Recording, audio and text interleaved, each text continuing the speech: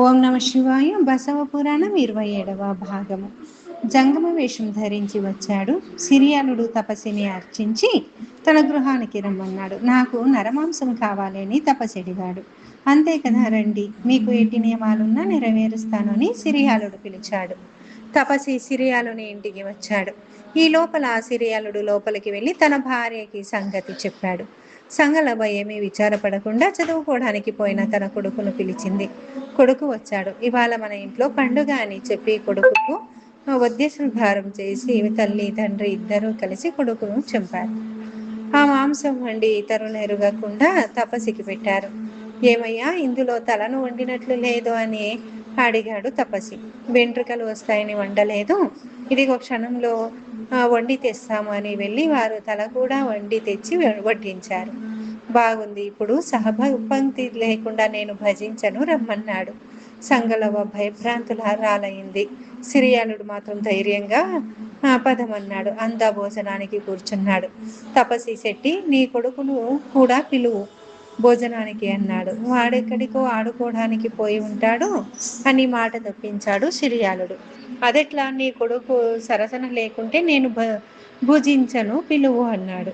సంగలవ నాయన రమ్మని పిలిచింది దుఃఖంతో. వెంటనే చిన్న కూకటి జుట్టుతో చెవులకు కుండలాలతో పరిగెత్తుకుంటూ కొడుకు వచ్చాడు. శివుడు సిరియాల దంపతులకు సాక్షాత్కరించాడు. శెట్టి కుటుంబం పార్వతీ పరమేశ్వరులకు శరణు చేసింది. శివుడు వారిని తన వెంట కైలాసానికి తీసుకుని పోయాడు. నిమ్మవ్వ కథ చతుర్థ మాజయ్య బసవునికి చెప్పినది. పూర్వం నిమ్మవ్వ అనే భక్తురాలుండేది. ఆమె భక్తిని పరీక్షింపదలచి సిరియాలునికి నన్ను మించిన త్యాగి లేడు అనే గర్వం తగ్గించదలచి శివుడు సిరియాలుని వెంట పెట్టుకుని మారు వేషంలో నిమ్మవ్వ ఇంటికి వచ్చాడు. నిమ్మవ్వ జంగమయ్యలకు వంట మొదలుపెట్టింది. ఇంతలో నిమ్మవ్వ కొడుకు వచ్చాడు. అతడు శివశరణుల ఇంట్లోని గొడ్లు కాయడం కాయకంగా స్వీకరించిన వాడు. అలసిపోయి ఆకలితో వచ్చిన నిమ్మవ్వ కొడుకు బూరెలు సిద్ధం కావడం చూసి ఒక బూరెను తిన్నాడు. నిమ్మవ్వ అది చూసి, కుక్క, శివ నైవేద్యం కాకుండానే నీవు ఎంగిలి చేసావా? కట్టెతో తల పగలగొట్టి చంపింది. మరుక్షణమే ఆ శవాన్ని అవతలకి లాగి గడ్డిలో దాచి ఏమాత్రం మోహం లేకుండా వచ్చి ఆ అయ్యలను అర్చనకు పిలిచింది. చూచావా, చిరుతొండ నమ్మి నిమ్మవ్వ భక్తి అని శివుడు చిరుతొండనికి ప్రత్యక్షంగా ఇది చూపాడు.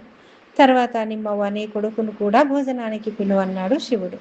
అప్పుడు నిమ్మవ్వ ఇలా అన్నది. ఏమయ్యా శివుడా, నీ మాయలు నా దగ్గర సాగవు, జాగ్రత్త. చచ్చిన కొడుకు సహపంక్తికి ఎలా వస్తాడు? వాడు శివద్రోహి, చంపాను అంతే. నాకేదో కైలాసం ఆశ చూపి సిరియాలుని చేసినట్లు నన్ను చేద్దామనుకుంటున్నావేమో.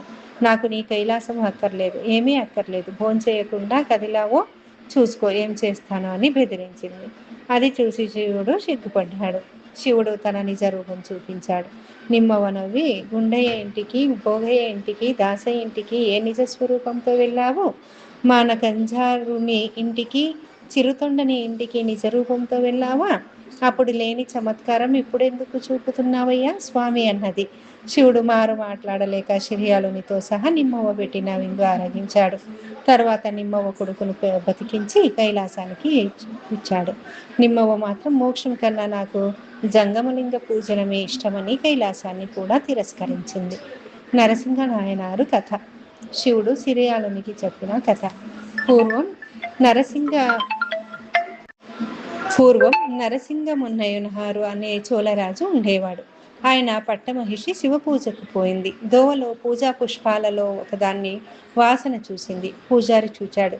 పట్టమహిషి రాగానే పూజారి పిల్లవాడు ఆమె ముక్కును కోసివేశాడు. ఈ విషయం చోళరాజుకు తెలిసింది. ఆయన పరుగున వచ్చి పూజారిని పట్టుకున్నాడు. నేనేం తప్పు చేశాను? సశేషం సర్వం శ్రీ శివార్పణమస్తు. ధన్యవాదాలందరికీ. హరి ఓం.